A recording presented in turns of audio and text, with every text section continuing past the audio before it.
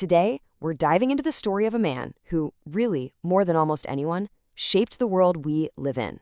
His name is Deng Xiaoping, and we're going to look at how he basically engineered the rise of modern China. So check this out. Here he is, right on the world stage, meeting with U.S. President Jimmy Carter back in 1979. Now, this single picture, it captures a huge shift. I mean, after decades of being closed off under Mao Zedong, Deng was personally cracking open the door to the West. He was sending a message. China was officially back in business. And for all of that, he earned this really monumental title, the Architect of Modern China. And you know what? It's not an exaggeration at all. The economic powerhouse that we see today, it was pretty much built on his blueprints. But okay, that brings us to this central puzzle, this paradox of his entire career. How could one man be so willing to open up China's economy, while at the same time being so fiercely determined to keep its politics sealed up tight? That's the big question we're going to dig into. All right, so to really get the man, you have to understand his journey. Deng's road to power wasn't easy. It was forged through decades of revolution, war, and just constant political turmoil. I mean, look at this timeline. It shows just incredible resilience. So in the 1920s, he's in France and he gets introduced to Marxism. A decade later, he survives the brutal Long March, that massive military retreat that really cemented Mao's power. Then, bam, during the Cultural Revolution, he gets purged, sent to work in a tractor factory. His career looks totally over. And yet, by 1978, he somehow outmaneuvers all his rivals to become China's top leader. It's truly one of history's greatest political comebacks. And this really shows you just how bad his downfall was. He was publicly shamed, called the number 2 capitalist rotor, basically a traitor to the communist revolution. Think about it. To be purged not once but twice by Mao himself, and then to come back and lead the entire country, that is an absolute masterclass in political survival. So, having gone through all that, surviving purges for so-called ideological crimes, Deng was completely done with political purity. He was all about practical results.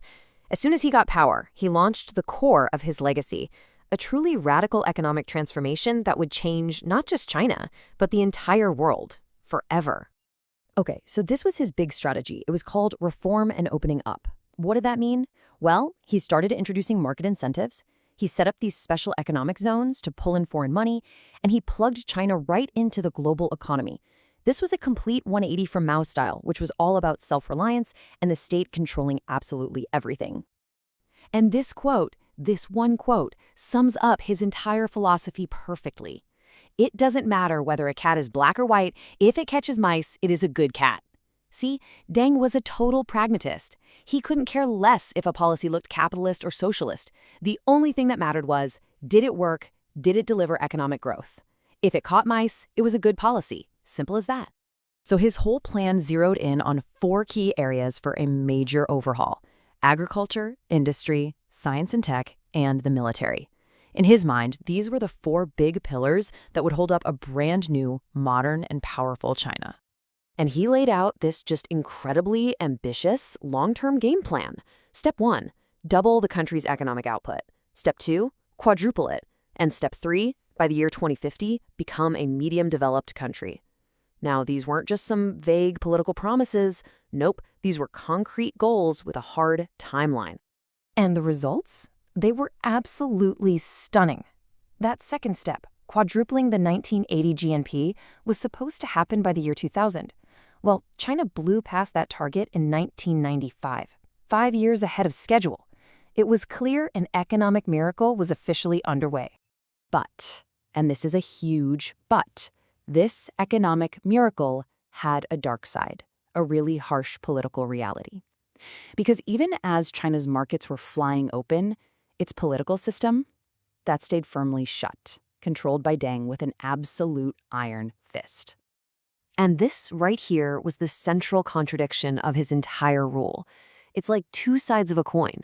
On one side, you've got economic freedom. We're talking foreign investment, market forces, joining the global economy. But on the other side, absolute political control, the unwavering dominance of the Communist Party, and the brutal suppression of anyone who dared to disagree. This whole conflict, it all came to a head in 1989, with the tragic events in Tiananmen Square. When students led these massive pro-democracy protests, Deng and the party leadership made a fateful decision. They chose to respond with overwhelming military force. The movement was crushed, and the world watched in horror. And make no mistake, Tiananmen wasn't just a one-off thing. His rule also saw the start of the incredibly strict one-child policy to control population growth. There was also a severe anti-crime campaign called Strike Hard, and through it all, there was this constant hammering on the four cardinal principles, which was basically the rulebook that cemented the Communist Party's absolute, unquestionable power. So, how do you even begin to make sense of all this? You've got a leader who lifts millions and millions of people out of poverty, but who also brutally crushes any demand for freedom. This, right here, brings us to his deeply, deeply complicated legacy. Just look at his negotiation with Margaret Thatcher over Hong Kong. He came up with this masterful idea, the one country, two systems principle. It was a classic Deng move, a pragmatic solution that really showed off his statesmanship. And boy, has it had profound consequences, even to this very day. So in the end, his legacy is just a masterclass in contrasts. On the one hand, he was Time magazine's Person of the Year, twice, and of course, the architect of China's modern economy. But on the other hand, he was the leader who gave the order for the Tiananmen crackdown and who oversaw policies like the one-child policy. You can't talk about one side of that story without the other. They're inseparable. And believe me, his influence is far, far from over. His core philosophy, this idea that development is the absolute principle, well, that continues to be the playbook for China's leaders today. Economic growth above everything else is still the central focus of the state. Which leaves all of us with a final, really crucial question to think about. Deng created this incredibly powerful new model for a country, a potent mix of go-go capitalism and strict authoritarian control. And as China's influence continues to grow all around the world, we really have to ask ourselves, how is that blueprint, his blueprint, continuing to reshape not just China, but our entire world right now?